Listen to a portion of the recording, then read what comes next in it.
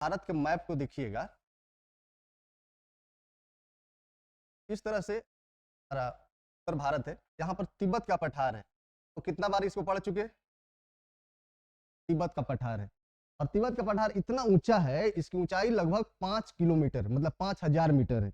ऊंचाई इसकी 5000 मीटर है और इसका जो चौड़ाई है वो लगभग 2000 किलोमीटर में है। बहुत लंबा चौड़ा एरिया, लेकिन इतना ऊंचा है कि यहाँ पर बर्फ जमे होते हैं ना, ग्लेशियर्स हैं, बहुत सारे ऐसे ग्लेशियर हैं, बहुत सारे जो छोटे छोटे जो झीलें हैं वह बर्फ के रूप में जम गई। यहीं पर एक झील है जिसका नाम है मानसरोवर, कैलाश पर्वत के पास में आया था ना मानसरोवर। मानसरोवर से एक नदी निकलती है, सिंधु नदी बोलते हैं।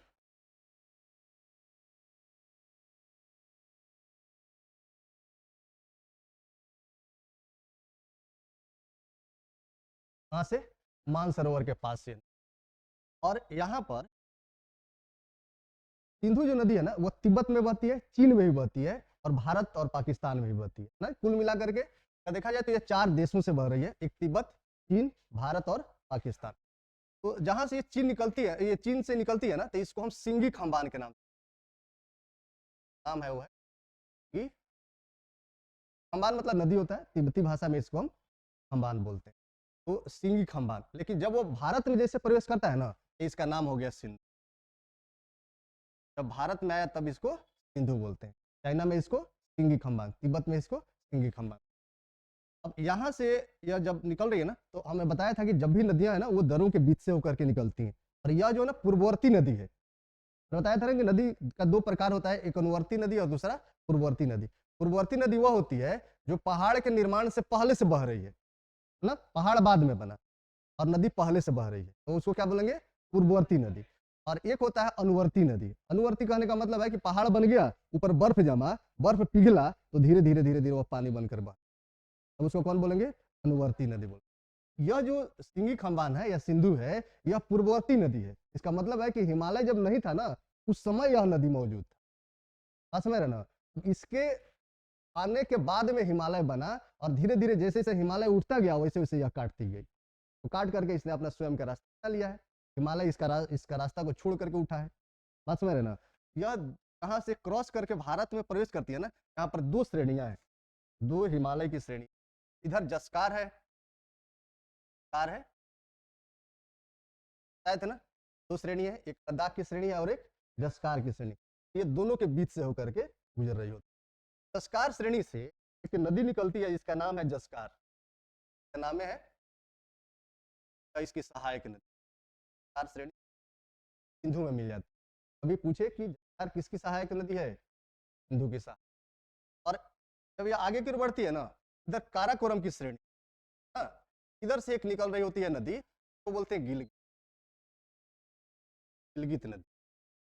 गिलगित भी आकर किससे मिल गई? सिंधु से।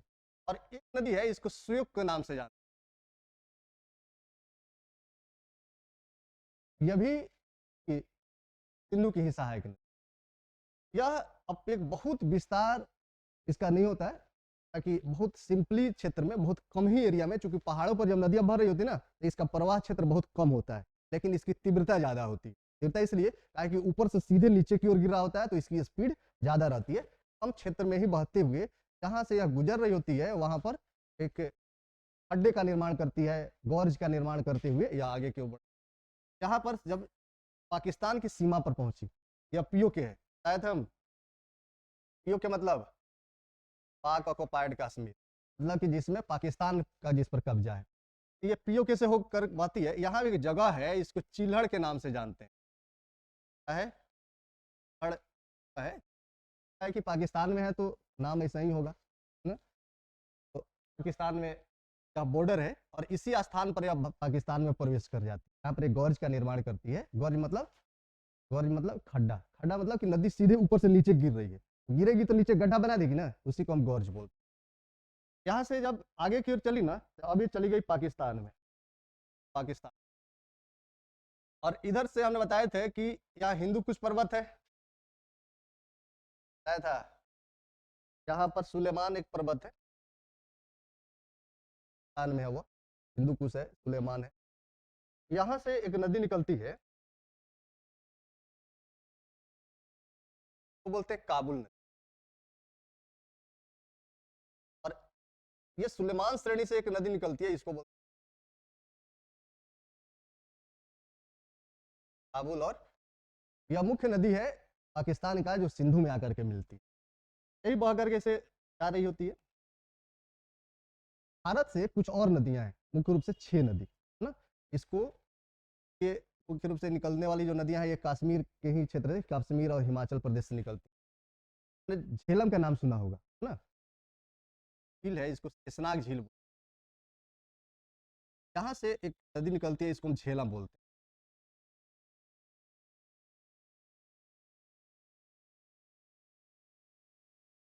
2 नदी और निकलती है जो हिमाचल प्रदेश के क्षेत्र, एक को बोलते हैं चंद्र, ये चंद्र, एक का नाम है भाग। अब ये दोनों नदियां आपस में आकर के मिल जाती हैं, और इसको बोलते हैं चंद्र। बात समझ में आया? चंद्रभागा का ही दूसरा नाम है भागा का दूसरा नाम क्या है? चेनाब। अब चेनाब नदी और झेलम नदी, ये झेलम आ रही है ना, ये झेलम और चेनाब,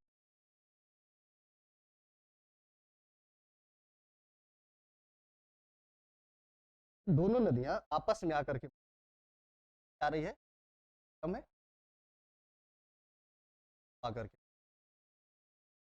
समझ में आया? और दोनों मिल करके इधर से एक नदी है जिसका नाम है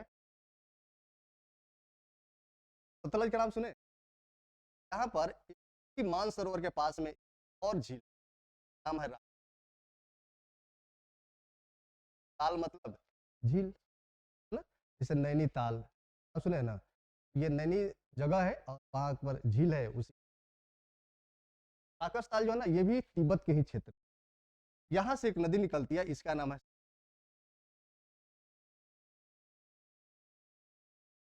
क्या आगे बढ़ते हुए इसमें 2 इसकी सहायक नदी है, एक का नाम है काकरमी,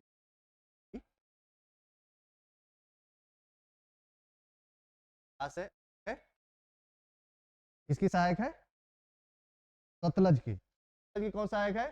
रावी और ब्यास। यह निकल रही कहां से? राकस ताल, ये भी तिब्बत में है। और जब तिब्बत में है तो इसका जो राकस ताल वाला जगह है ना, यहाँ से जब इसका उद्गम यहाँ पर है, इसको बोलते हैं हम लाकचेन खम्बान। क्या बोलते हैं? लाकचेन। ये बीपीएससी का पूछा हुआ सवाल है। सतलज को तिब्बत में क्या बोलते हैं? लाकचेन खम्बान। और सिंधु को क्या बोलते हैं? सिंगी खम्बान। खम्बान मतलब नदी, तिब्बती भाषा में हम नदी। तो यह सतलज यहाँ से निकली और भारत में जब आई तो इससे 2 नदी मिल गई, कौन कौन? एक रावी और दूसरा ब्यास। अब यह सतलज आगे की ओर बढ़ते हुए इसमें आकर के मिल गई, बात समझ में आया? झेलम और चेनाब के मिलने पर भी यहाँ जो नदी आई, कौन की नदी है? झेलम है। झेलम आकर के किससे मिल गई? सतलज में। सतलज आकर के मिल गई। कभी सवाल पूछा जाए आपसे एग्जाम में कि निम्नलिखित में से कौन सिंधु की सहायक नदी है? सिंधु की सहायक, और इसमें ऑप्शन रहे आपका चेनाब, झेलम, रावी, आंसर कौन सा होगा? बात समझ में आया ना? आपको देखने में ऐसा लग रहा है कि सिंधु की सब सहायक है, लेकिन सिंधु की सहायक नहीं है। सिंधु की एकमात्र सहायक कौन हो रही है? सतलज है ना। सतलज की सहायक कौन है? झेलम है। झेलम की सहायक कौन है? चेनाब है। बात समझ रहे हैं? इधर जब आएंगे तो सिंधु की सहायक नदियों में जसकार हो सकती है, सियोक हो सकती है, गिलगित है, काबुल है, सुल्तान है। यह किसकी है? सतलज की जो सहायक है वो रावी और ब्यास है ना, लेकिन सिंधु की सिर्फ सतलज है। भारत से जाने वाली जो भी नदी है उसमें सिंधु की जो सहायक नदी है वह सिर्फ और, बात समझ में आया? इतना याद रहेगा, चलो नोट कर लो। एक फिल्म आई थी हीना, देखे हो? ऋषि कपूर की फिल्म थी, बड़ी हिट फिल्म था। इसी झेलम नदी को इसमें दिखाया गया था कि कश्मीर के रहने वाले थे ऋषि कपूर, व्यवसायिक वर्ग के परिवार के थे, और रात्रि के समय में कि जो तूफान है, हवा है, संपर्क में आई है, तब नदी में गई थी, बहते हुए चले गए थे पाकिस्तान, जा रही है ना, उसी में बह करके वह पाकिस्तान चले गए थे। फिर फुट से उनका पूरा दिमाग काहे के लिए यादाश्त खत्म हो गया था, और फिर जाकर के एक पाकिस्तानी लड़की से उनको प्रेम हो गया। जब बेचारे शादीशुदा थे, शादी करने की जब बात आई ना, नहीं होता है फिल्म, इन मौका पर याद आ जाता। जब दोबारा शादी के लिए मंडप सजाया गया तो उनको फिर से यादाश्त वापस आ, अरे बाप रे, ये हम कहाँ हैं। और कई साल तक वहीं पर घूम रहे थे, कोई दिक्कत नहीं थी, शादी की बात है यार। तो फिल्म देखना तो इस क्या का ये सारा नदी तंत्र जो है ना उसमें दिख जाएगा। ये सुंदर जगह भी है, क्योंकि तो पाकिस्तान के कब्जा में है ना, इसलिए वह नर्क का जो रियल स्वर्ग है वो पीओके वाला ही देखना। सर जो ना स्वात घाट शानदार जगह है, दुनिया का सबसे बढ़िया टूरिस्ट प्लेस होता है, लेकिन आतंकवाद की वजह से असर, पाकिस्तान का जो स्थिति है पूरा दुनिया में नर्क के समान देखा जाता है। आप वहाँ नहीं, हमारा देश आज़ाद हुआ 1947 में ना, इसी साल बंटवारा भी हम लोग कर लिए थे, देश का बंटवारा हो गया, इधर पाकिस्तान हो गया, इधर भारत हो गया। जब बंटवारा हुआ ना, तब से चिढ़ा रहा था, हम लोग क्या कर रहे थे कि जितना भी इधर से नदी जा रही है, ये नदिया के पानिया को रोक लेते थे, बांध बना करके, कोई और भी अपना युक्ति लगा उगा करके इधर रोक लेते थे। ये हमेशा चिल्लाते रहता था कि आपके यहाँ से नदी आ रहा है तो आप पानी रोक ले रहे हैं ना। ये चल गया है वर्ल्ड बैंक में ना, वर्ल्ड बैंक मतलब विश्व बैंक क्या आता है कि दुनिया भर के देशों को यह लोन वोन देते रहता है कि आप काम करिए, कुछ भी डेवलपमेंट के काम करना है तो यह लोन देता है। तो हम लोग भी लोन वोन लेते थे इससे, यह दबाव बनाने लगा। विश्व बैंक ने बीच में समझौता करके एक समझौता कर दिया भारत पाकिस्तान में। 19 सितंबर 1960 ईस्वी में एक समझौता हुआ हमारा भारत और पाकिस्तान। कराची में एक बैठक हुआ, कराची उसी के यहाँ है पाकिस्तान में। कराची में बैठक हुआ और इसी बैठक में हम लोग डिसाइड किए कि नदियों को हम लोग 2 भाग में बांट दे रहे हैं ना। ये इधर से जो नदी जा रही है, देख रहे हैं ना, इधर 6 नदी है मुख्य, एक तो झेलम है, दूसरा चेनाब है, एक राबी है, सतलज है, ब्यास है, एक सिंधु है ना, 6 नदी है। तो 6 नदियों को हम लोगों ने 3-3 नदी करके बांट दी। 3 नदी दे दिया पाकिस्तान को 3 नदी, और भारत को 3 नदी। पाकिस्तान को जो 3 नदी मिला उसमें एक सिंधु मिल गया, इसको सिंधु दे दीजिए, दूसरा इसको चेनाब दे दीजिए, और झेलम दे दीजिए, 3 नदी। और भारत के हिस्से में आया राबी, ब्यास, और तो इसको हम पाकिस्तानी मूल की नदी बोलते हैं। ये तीनों को क्या बोलते हैं? पाकिस्तानी मूल की नदी। इसको बोलते हैं भारतीय मूल की नदी। इस समझौता में हम लोगों ने डिसाइड किया कि जो भारतीय मूल की नदी है इसका 80% पानी भारत उपयोग करेगा और 20% पाकिस्तान। अब इसको थोड़ा सा पानी जाने देंगे, इसमें से भी जाने देंगे, ना तो ऐसे ही सूख जाएगा नदी। सहायक नदी ना कर पानी भरती है, इधर से हम रोक देंगे तो यह सूख जाएगा कि नहीं, हम इधर से जाने देंगे। 80% हम उपयोग कर लेंगे और 20% पाकिस्तान को छोड़ेंगे। और जो इसमें है इसका भी वही हाल रहेगा, 20% जो है ना भारत को देगा यह, और 80% पाकिस्तान उपयोग। यानी कि 20% झेलम, चेनाब और सिंधु की जो 20% पानी है उसका उपयोग कौन कर सकता है? भारत कर सकता है, और बाकी 80% उपयोग इसका पाकिस्तान करेगा। हम पानी का उपयोग कैसे करते हैं बताए थे ना अभी। हम क्या करते हैं कि जैसे नदी बह रही है तो एक तो हम बांध बना करके बांध बनाएंगे, बांध से हमें नहर मिल जाएगा। नहर कैसे मिलेगा? जैसे बांध बना दिया दोनों तरफ, इधर और इधर, साइड में हमने ब्रेकर लगाया, पानी ऊपर आया तो नहीं, जैसे से ऊपर आएगा तो समतल जो भूमि है उससे तो ऊपर हम बांध बनाए हैं ना क्या, तो उस स्तर तक, बांध के स्तर तक हम पानी क्यों ले आए, और जो हमारा मैदानी एरिया है वह स्तर नीचे है ना, और हम उसको ला दिए बांध के स्तर पानी को। तो बांधवा में हम बस रास्ता बना करके उसमें ब्रेकर लगा करके हम पानी को निकाल सकते हैं कि नहीं क्या। अगर हमको पानी यहाँ पर लाना है, इस एरिया में हमारे पास पानी नहीं है, हम यहाँ से इसको कहाँ तक पहुँचा सकते हैं, यह हमने नहर बना दिया ना। और जो पानी इधर से उछिल करके बह रहा था यहाँ पर टरबाइन लगाकर एचईपी बना दिया। हमने बहुउद्देशीय परियोजनाएं इस पर कई स्थापित। तो हम लोगों ने क्या किया कि ये वाला जो कश्मीर वाला एरिया है ना, इसमें झेलम पर और चेनाब पर दो हम लोगों ने एचईपी बना दिया, हाइड्रो इलेक्ट्रिक प्रोजेक्ट बनाई। एक का नाम है सलाल, क्या है, एक का नाम है बगलीहार। ये दो परियोजनाएं हैं, कहां पर है, जम्मू कश्मीर। एक है झेलम नदी पर, एक है चेनाब नदी, साथ में है। जैसे हम लोग इसको बनाए ना, यह अब लगा चिल्लाने। 1976 में फिर से यह हंगामा मचा है ना। और 1971 में हमारे साथ युद्ध हो गया था पाकिस्तान का ना, जब बांग्लादेश का मामला आया था, बताया था कभी, जब बांग्लादेश से विद्रोह हुआ तो लोग उसको सपोर्ट करके उसको आगे बढ़ाया कि ठीक है तुम लोग मांग करो, और अंततः हुआ ये कि 1971 में सीधा सीधा पाकिस्तान से हमारा युद्ध हो गया। और पाकिस्तान इस युद्ध को हार गया, और हारने के बाद में हम लोग उस पर इतना दबाव बनाए ना कि वो हमेशा परेशान रहने लगा। हम लोग का कि ये जो सलाल और बगलिहार बनाए ना, हमारा एग्रीमेंट था कि हम इसका 20% पानी उपयोग करेंगे ना, लेकिन इस एग्रीमेंट से ज्यादा उपयोग होने लगा, क्योंकि बाल्टी लेके थोड़े नाप रहा है भाई, कई लीटर पानी उपयोग किए। हमारे यहाँ है, हम जितना छोड़ेंगे उतने न जाएगा।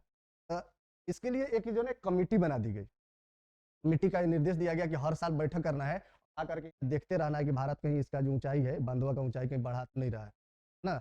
2020 में आकर फिर से इसका रिव्यू हुआ है, अंततः अभी वही एग्रीमेंट हमारा कंटिन्यू है। ये मूल की जो नदियां हैं उसका 80% पानी हम उपयोग कर रहे हैं, और 20% पाकिस्तान उपयोग कर रहा है।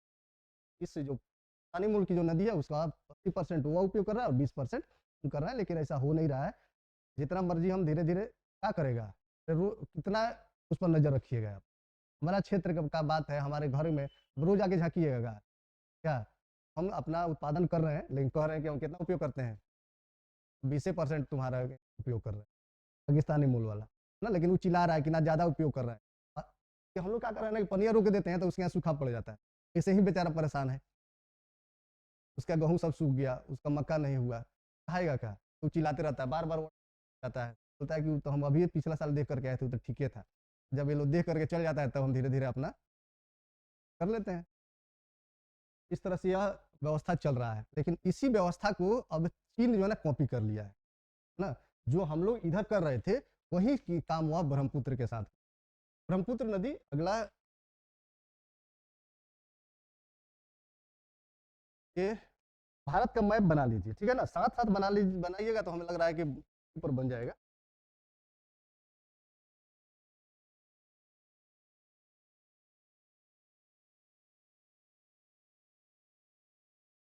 इस एरिया देखते हैं, देखो यहीं पर ये तिब्बत वाला पठार तो याद है ना, और इधर हो गया मानसरोवर और इधर हो गया राकस्ता, दोनों आसपास में ही है। यहाँ पर एक और ग्लेशियर है, इस ग्लेशियर का नाम है चेमा यंग, क्या नाम है, हाँ, चीन में है इसलिए ऐसा ही नाम होगा क्या, चेमा योंगडुंग या ग्लेशियर है। और इस ग्लेशियर से निकलती है, इसका नाम है, हालांकि जो सांगपो है इसी को हम भारत में है सांगपो नदी। और यही तिब्बत के पठार से ही एक और नदी निकल करके इसमें आकर मिल, का नाम है रांगपो और रांगपो, लग रहा नहीं, दो बहन का नाम है। ये सहायक नदी है, रांगपो सहायक है और मुख्य नदी कौन है, रांगपो है।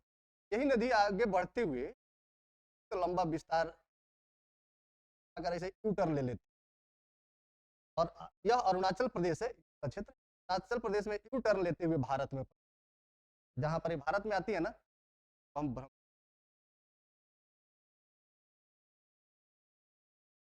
एक स्थान है, स्थान है क्या, पंचम बर्मा नामक स्थान है अरुणाचल प्रदेश में, और इसी जगह पर आकर के भारत में क्या करके मिलती है, इसका दिहांग नाम है ना। इधर उत्तर की पहाड़ियां बताया था ना, पहाड़ियों में के है, इधर से एक नदी आ रही है ना, सहायक नदी का नाम है दिहांग है। और आकर के इस फिर यही नदी आगे की ओर बढ़ते हुए यह पूरा असम में प्रवाहित होती है, असम में बह रही है, असम में बहते हुए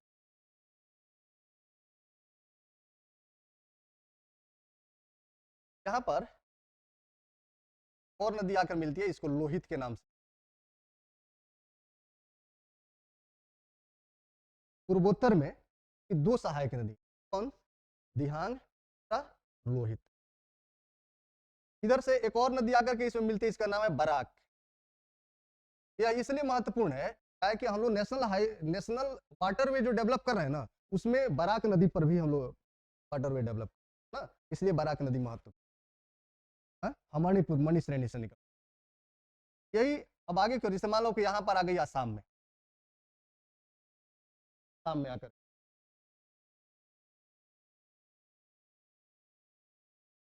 और इधर सिक्किम की तरफ से एक नदी आती है, इसका नाम है तीस्ता, है तीस्ता नदी। ये तीस्ता जल समझौता हमारा और बांग्लादेश के साथ, तब मोदी जी सबसे पहले जीत करके आए कि तीस्ता समझौता किए थे जाकर। कुछ गांव जो था बांग्लादेश में और भारत में समझौता करके उधर वाले को और इधर वाले तो तीस्ता नदी है। एक और नदी है, इसका नाम है संकुश। तीस्ता और संकुश ये दो मुख्य नदी है, आकर के ब्रह्मपुत्र में मिलती है, यह असम के क्षेत्र में, और फिर आकर के बांग्लादेश में।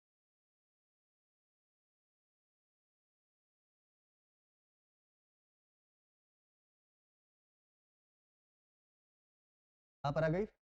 बांग्लादेश। और इधर से पढ़ेंगे अभी का एक भाग है, वह इधर भाग इसका जाती है, सागर में गिर जाती है, दूसरा भाग बांग्लादेश। तो नदियां आपस में, गंगा का है, इस भागीरथी बोलते, भागीरथी। इधर से जो आ रही है ना, ये है ब्रह्मपुत्र। दोनों आकर के यहाँ पर मिल गई। यहाँ से ब्रह्मपुत्र नदी को और गंगा नदी, ये दोनों नदियां जब आपस में मिल जाती हैं, बांग्लादेश जमुना के नाम से जाना ना। और बीच में जब मध्य बांग्लादेश में चलिएगा, यही नदी मेघना के नाम से जाती, क्या नाम है? मेघना। और जब यह फाइनली समुद्र में जब गिरने वाली होती है, डेल्टा का निर्माण करती है, ये सुंदरबन डेल्टा है, इधर से गंगा नदी और इधर से ब्रह्मपुत्र नदी। या सुंदरबन डेल्टा का निर्माण करने के पहले इस पद्मा कि यही जो नदी है, तो गंगा का या ब्रह्मपुत्र दोनों का यह सम्मिलित रूप है, तो बांग्लादेश में 3 नाम से जाना जाता है। उत्तर बांग्लादेश में जमुना, और दक्षिणी क्षेत्र में पद्मा, और बीच वाले में मेघना। याद रहेगा? जो चीज हम लोग इधर पाकिस्तान में कर रहे हैं ना, बांध बना बनाकर, ये क्या कर रहा है कि ये सांगपो नदी पर इतना बड़ा बड़ा डैम बना दिया है बीच में कि सारा पानी रोक ले रहा है उधर। अगर ये पानी उधर रोक लेता है, तो ये पूरा जो असम वाला एरिया है, इधर पानी का कोई स्रोत है दूसरा, यही स्रोत है, और पूरा पानी की वजह से इधर सूखा पड़ने का स्थिति आ जाता है। जो बागाने हैं चाय का, जो एग्रीकल्चर का जो लैंड है, जो समतल भूमि है, वो पूरा सूखा के क्षेत्र ना। 7 के दिन में क्या करता है कि पानी इतना छोड़ देता है कि पूरा असम बंद है। ये बीच बीच में इतना बदमाशी करता है, तो हम लोग क्योंकि सीधा सीधा नहीं लड़ सकते हैं, ताकत के मामले में वह भारत से बहुत ताकतवर है ना। हम लोग तो इसलिए पीछे चले गए ना, क्योंकि राजनीतिक रूप से हम लोग इतना कमजोर है ना कि हम लोग कोई स्पष्ट निर्णय नहीं ले पाते हैं। लेकिन चीन में राजनीति इतना मजबूत है कि अगर शीर्ष ने जो निर्णय लिया, उसको पूरा देश को मानना है।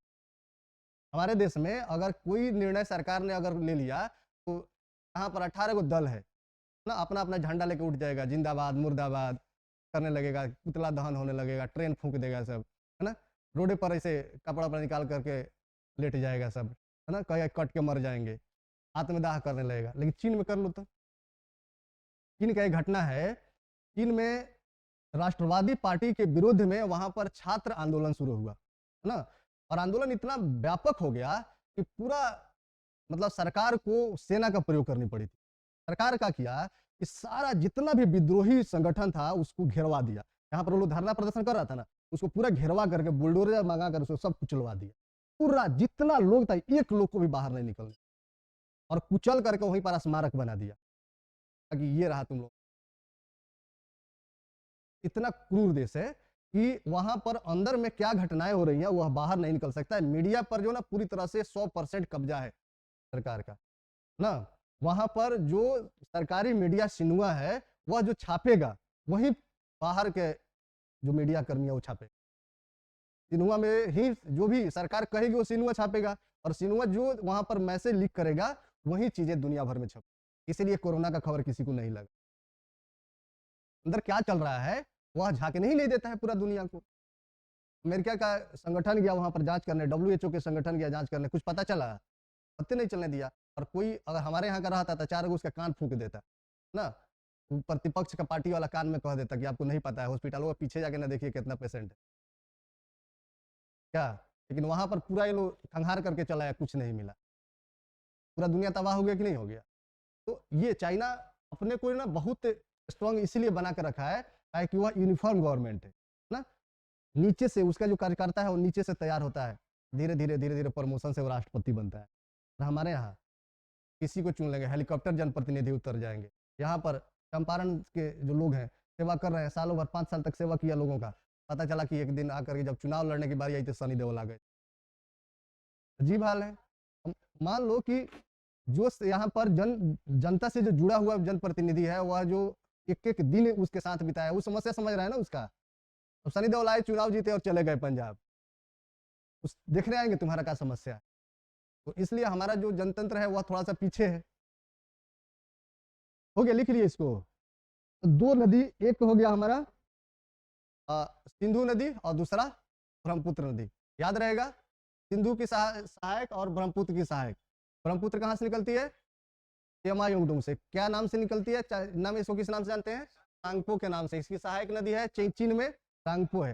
भारत में इसकी जो सहायक नदी है उसमें दिहांग है, एक दिबांग भी इसको लिख सकते हो, दिहांग है दिबांग है, दोनों यहीं पर अरुणाचल प्रदेश में है 2 नदियां, एक दिहांग दूसरा दिबांग।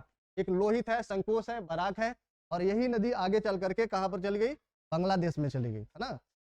बांग्लादेश में जमुना, मेघना और पद्मा के नाम से जानी जाती है।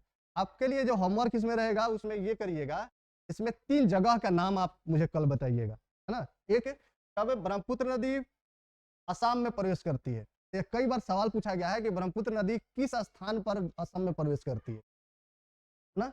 दूसरा, यह किस स्थान पर बांग्लादेश में प्रवेश करती है? ब्रह्मपुत्र नदी किस स्थान पर बांग्लादेश में प्रवेश करती है? और तीसरा सवाल यह है कि किस स्थान पर ब्रह्मपुत्र और गंगा नदी आपस में मिल जाती है? तो 3 जगहों के नाम आप मुझे कल बताइए।